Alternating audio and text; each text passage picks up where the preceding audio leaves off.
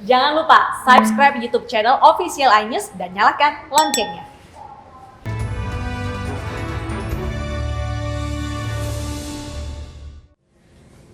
Pemirsa, 55 jamaah sholat tarawih di Kabupaten Banyumas, Jawa Tengah dinyatakan positif COVID-19. Mereka berasal dari 2 masjid, 44 masjid di Desa Pekaja dan 7 orang di Masjid Desa Tanggeran.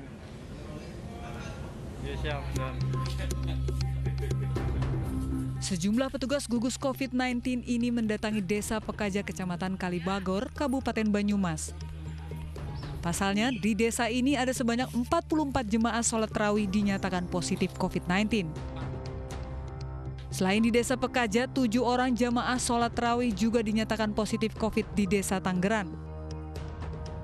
Total hingga saat ini ada 51 jemaah sholat tarawih yang positif corona. Klaster tarawih ini bermula saat 1 orang jemaah yang sudah sakit sejak awal Ramadan, namun tetap memaksakan berangkat tarawih. Protokol kesehatan juga tidak dijaga dengan baik, akibatnya penularan virus ini cepat menjalar ke jamaah lainnya. Ini ya, dari tahu-tahunya itu ada 1 jamaah kurang sehat. Ya, dikira saya sakit biasa, tapi ternyata 1 jamaah itu ada yang mulai gejala, yang nggak punya penciuman sama itu, lapor ke Satgas, langsung di tracking ke puskesmas. Ternyata hasilnya 2 orang itu positif. Hingga kini kondisi warga yang terkena virus corona dinyatakan dalam kondisi baik dan tanpa gejala. Sedangkan warga Desa Tanggeran menjalankan karantina di Rumah Sakit Karantina Baturaden. Dan pemirsa, bagaimana penanganan klaster salat tarawih di Kabupaten Banyumas, Jawa Tengah? Kita sudah bergabung bersama Dr. Arief Sugiono, PLT Kabid Yankes, Dinkes Banyumas. Selamat malam, Pak Arief. Selamat malam, Pak Arief. Selamat malam, Mbak. Selamat malam, Mbak. Baik, Pak Arief, sejauh ini seperti apa sih Pak pengawasan dari Dinas Kesehatan untuk memperhatikan masjid-masjid yang menggelar sholat tarawih, bagaimana mengontrol mereka melaksanakan protokol kesehatan? Ya, baik, terima kasih. Terkait kepatuhan protokol kesehatan di masjid dan musola khususnya di Kabupaten Banyumas pada Ramadan tahun ini terkait dengan situasi pandemi, Kabupaten Banyumas juga menginstruksikan ke seluruh jajaran bersama dengan Polresta, bersama dengan Kodim sampai tingkat bawah melalui Babinsa, Bapak Kamtibmas untuk turun langsung ke tingkat rendah di RT RW yang ada masjid dan musolanya, melakukan pemantauan khusus terkait dengan protokol kesehatan pada saat ibadah, terutama di bulan Ramadan ini.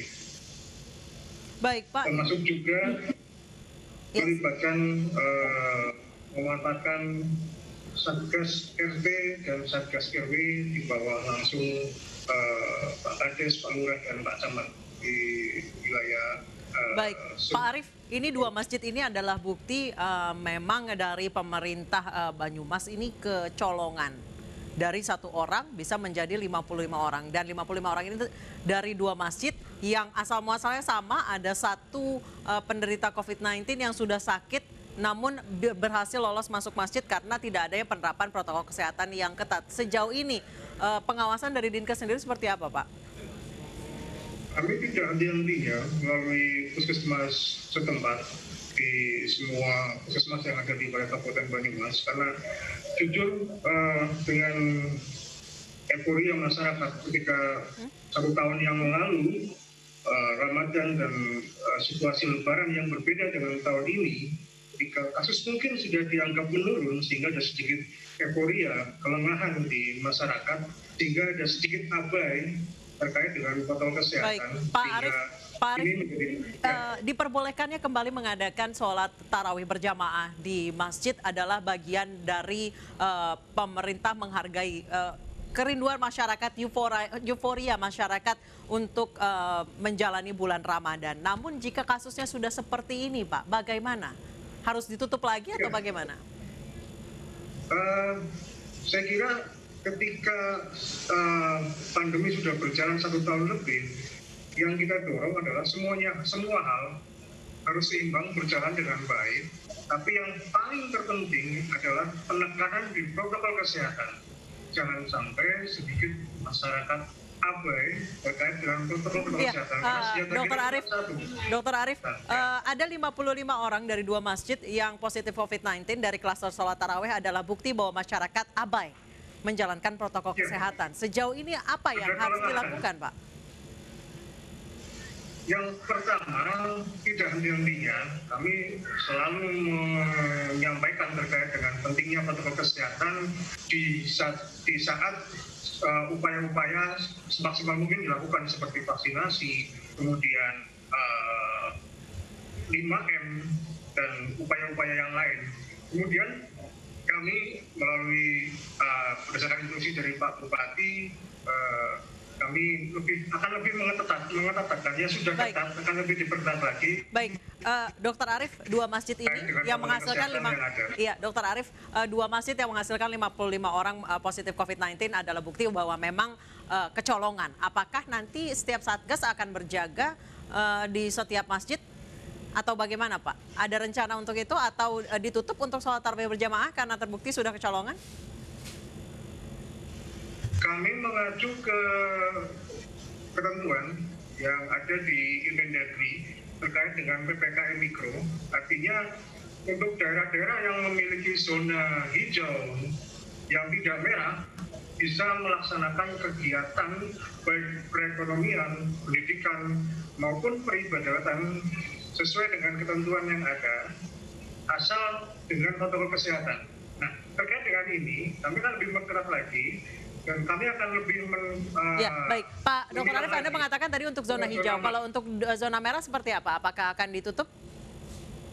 Ya, kalau zona merah untuk kegiatan-kegiatan akan dibatasi, termasuk kegiatan peribadatan yang sifatnya massal, sehingga untuk... Berarti saat ini di Banyumas zona merah tidak ada sholat tarawih berjamaah, Pak? Bukan. Zona yang kami maksud adalah zona yang mengacu ke PPKM Mikro, jadi mengacu ke RT RW. Iya. Untuk zona merah di wilayah Banyumas sendiri berarti tidak ada sholat tarawih berjamaah atau tetap ada? Ya. Untuk yang zona merah otomatis untuk peribadatan dibatasi, sehingga untuk ibadah massal ditiadakan dulu sampai kemudian evakuasi berikutnya menjadi zona hijau, orange atau kuning. Baik, kalau untuk 2 masjid yang menghasilkan 55 orang positif COVID-19 itu dari zona apa, Pak? Mengacu pada PPKM Mikro. Mohon diulangi, agak terputus. Untuk 2 masjid yang menghasilkan 55 kasus positif COVID-19 itu kalau secara peta PPKM Mikro itu dari zona apa, Pak? Itu sudah zona merah, jadi kami... Tapi tetap diadakan sholat tarawih ya, Pak, ya, di masjid itu ya? Enggak, kalau yang zona merah sudah tidak diadakan sholat tarawih berjamaah. Baik, sebelum ketahuan ada 55 orang positif COVID-19 dari 2 masjid itu, wilayah 2 masjid itu masuk ke zona mana, Pak? Merah, kuning, atau hijau? Hijau, pada awalnya zona hijau. Baik, pada awalnya zona hijau, namun dalam waktu kurang dari 3 minggu bisa jadi zona merah ya, Pak, ya? Sejauh ini apa sih, Pak, pengetatan yang dilakukan, Pak? Bukan hanya pengawasan protokol kesehatan karena terbukti memang sudah kecolongan kemarin 55 orang hanya dari 2 masjid. Di Kabupaten Banyumas, Pak Bupati secara masif dari tingkat atas sampai ke tingkat rendah selain protokol kesehatan, operasi masker juga terus berjalan. Kemudian melalui puskesmas juga tidak henti-hentinya, melalui gugus tugas tidak henti-hentinya. Kami punya ada program jaga komorbid, jaga lansia, itu juga terus berjalan. Dan terkait dengan mudik, Kabupaten juga melakukan penyekatan di perbatasan yang diikuti dengan operasi sweeping masker dan swab antigen. Dokter Arief, ada 3 perkumpulan massa yang berpotensi jelang 10 hari terakhir Ramadan ini, ada nuzulul Quran, kemudian itikaf di masjid, dan juga ada malam takbiran. Sejauh ini aturan di Banyumas seperti apa? Jika memang sudah terbukti nih kecolongan nih, Pak, di zona hijau, akan tetap diadakan atau bagaimana? Pak Bupati sudah membahas ini dan akan mengeluarkan surat edaran terkait dengan larangan takbir keliling. Takbir hanya dilakukan di dalam masjid tanpa adanya mobilitas massa, tanpa ada kerumunan, dan tetap dengan mengacu protokol kesehatan. Kemudian terkait dengan kegiatan ibadah yang lain, terkait dengan sholat id, Pak Bupati juga sudah dan akan mengeluarkan surat edaran terkait dengan pembatasan dan protokol SOP untuk pelaksanaan sholat id Idul Fitri nanti.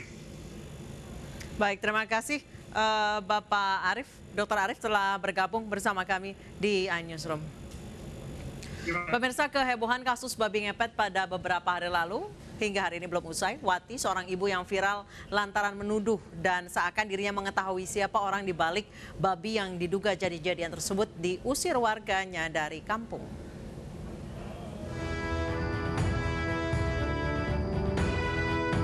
Inilah rumah Ibu Wati, perempuan yang sempat viral di dunia maya karena menuduh dan seakan dirinya mengetahui siapa orang di balik babi yang diduga jadi-jadian tersebut. Setelah viral di media sosial, Ibu Wati akhirnya meminta maaf. Warga Kampung Baru yang saya tidak sebutkan satu persatu karena saya tidak hafal ya. Saya di sini hanya merantau dan kontrak. Nah, saya mau minta maaf atas video yang tadi saya ucapkan. 1000 minta maaf dari ujung kaki sampai ujung kepala. Saya benar-benar minta maaf dengan keterangan saya atau ucapan mulut kasar saya tadi. Sekali lagi saya minta maaf, itu saya ada kesalahan dari air ludah saya atau. Namun meskipun telah meminta maaf, warga sekitar tampaknya tak bisa terima permintaan maaf Ibu Wati. Warga pun mengusir Bu Wati dari rumah kontrakannya. Sementara itu, Ketua RW 10 Kampung Baru mengatakan bahwa tuduhan Ibu Wati telah mencemarkan nama baik tetangganya sendiri. Karena setelah video tersebar, terus Ibu Watinya klarifikasi, cuma ekspresi daripada klarifikasinya ini bikin warga malah gergetan karena kesannya kayak orang nggak berdosa kayak gitu. Karena dengan datangnya Ibu Wati ke tempat terjadinya penangkapan babi ngepet itu, dia memberikan keterangan-keterangan, terus membawa nama, disebut nama Kampung Baru, dan orang di sana asumsinya orang Kampung Baru lah yang jadi babi ngepet pada saat itu. Kalau sekarang kan udah clear kalau babinya hoax semua ya. Jadi orang Kampung Baru merasa dicemarkan. Berdasarkan pemeriksaan polisi, cerita babi ngepet direkayasa Adam bersama 7 rekannya agar lebih terkenal dan banyak pengikut. Babi dibeli secara online yang kemudian ditangkap warga dan disembeli karena dipercaya sebagai babi ngepet. Pemirsa, sosok Ibu Wati yang viral di media sosial menjadi sorotan dalam kasus babi ngepet di Depok, Jawa Barat. Lantas siapa sebenarnya sosok Ibu Wati yang baru saja diusir oleh warga kampungnya? Saat ini sudah terhubung dengan Ketua RW 10 Kampung Baru, Syarif Nurjaman. Selamat malam Pak Syarif. Selamat malam Mbak Anissa. Baik, Pak Syarif, Ibu Wati ini siapa Pak? Ibu Wati ini orang, dia penduduk asli Kelurahan Pasir Putih, wilayah Depok jelasnya. Karena dia punya saudara di lingkungan saya, akhirnya dia menetap dan ngontrak di rumah. Oh, bukan saudara. penduduk asli ya? Bukan, ya. Sudah berapa lama Bu Wati tinggal di sana? Ya sekitar 1 tahun lah, Mbak. Baik, selama 1 tahun Ibu Wati tinggal di sana, apakah cukup dekat dengan tetangga Pak? Kalau untuk sosialisasi dia di tetangga, di masyarakat itu ya sama aja selayaknya bagaimana orang hidup bermasyarakat sebenarnya. Baik, sebenarnya apa sih Pak yang menjadikan warga Kampung Baru ini mengusir Ibu Wati karena permintaan maafnya itu? Kenapa sih Pak? Itu begini, karena warga Kampung Baru merasa kampungnya telah dicemarkan oleh Ibu Wati, lalu Ibu Wati melakukan klarifikasi, namun banyak pihak dari Kampung Baru ini yang merasa tidak puas dengan klarifikasinya. Ada yang mengatakan ekspresi daripada Ibu Wati ini seperti orang enggak berdosa atau seperti orang enggak bersalah, seperti itu. Berarti kalau misalnya menilai dari ekspresinya tanpa menilai ketulusannya, berarti praduga dibalas praduga ya Pak ya? Prasangka dibalas prasangka ya? Seperti itu. Ya seperti itu mungkin Mbak Anissa. Baik, apakah oleh Bapak nih sebagai Ketua RW mengaminkan permintaan masyarakat untuk mengusir Bu Wati? Ya sebetulnya sih tadinya saya nggak tega gitu. Cuma kalau saya nggak bisa memberikan izin, itu akan ada tindakan-tindakan yang lebih berbahaya lagi demi keselamatan Ibu Wati sendiri, Mbak, gitu. Baik, Pak Syarif, kabarnya Ibu Wati ini membuka pengobatan alternatif seperti itu, benar? Iya benar, ya sudah berjalan sekitar 6 bulan lah, ya. membuka. Pengobatan alternatif apa, Pak? Ya sebenarnya sih kalau untuk pengobatannya saya nggak tahu betul ya. Cuma yang jelas dia pengobatan non medis lah gitu. Karena dia mengatakan dirinya ini paranormal gitu. Banyak, Pak, pasiennya? Setahu saya sih ya belum banyak yang saya dengar, tapi adalah 1-2 pernah saya dengar gitu. Baik, warga yang dituding oleh Ibu Wati adalah siluman babi ngepet ini sudah tahu siapa orangnya, Pak? Ya justru itu kami pun dari lingkungan mengenai keterangan itu tidak ada yang diucapkan oleh Bu Wati siapa yang dilempar benda-benda. Oh, tidak mau Iya, memberikan nama ya? Iya gitu. Baik, sejauh ini Ibu Wati masih berada di rumahnya atau sudah angkat kaki dari Kampung Baru, Pak? Kemarin setelah warga Kampung Baru berbondong-bondong ke rumah Ibu Wati, tapi saya berpesan hanya saya yang boleh berkomunikasi berinteraksi dengan Ibu Wati karena kita juga menghindari kerumunan, Mbak. Akhirnya Ibu Wati minta waktu 5 hari gitu. Tapi tadi setelah saya cek ke rumahnya dia katanya lagi nginep. Baik, padahal Ibu Wati ini dikenal bertetangga cukup baik ya, Pak ya?